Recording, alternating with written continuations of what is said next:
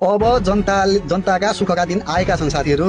किन भन्दाखेरि हामीहरूलाई सबैभन्दा ठुलो समस्या भनेको सरकारी अड्डा अदालत चाहिँ सरकारी कार्यालयमा जाँदा धेरै दुःख पाउने हामी अब सरकारी अड्डाहरूमा निश्चित नियमहरू आएको छ। नम्बर वान खाजा खाने टाइम भयो भनेर आधा 1 घण्टा 2 घण्टा हराइदिने सिस्टम पुरै हटेको छ।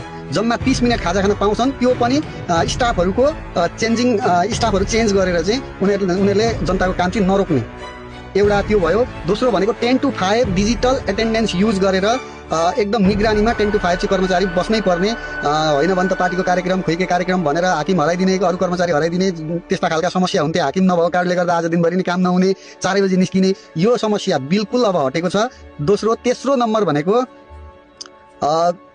तपाईलाई तपाईको काम गर्दाखेरि ढिला सुस्ती भयो, तपाईको काम अगाडि बढेन, समयमा काम भएन भने तपाईले 4 वटा 1 डायल गरेर तपाईले तत्कालै त्यहाँ इन्फर्मेसन दिने बित्तिकै त्यो इन्फर्मेसन दिएको आधा घण्टामा त्यहाँ तपाईको प्रब्लम सल्भ गर्न बाहिरबाट मान्छे आउँछन् र उनीहरूले त्यो कर्मचारीलाई विभागीय कारबाही गर्छन्।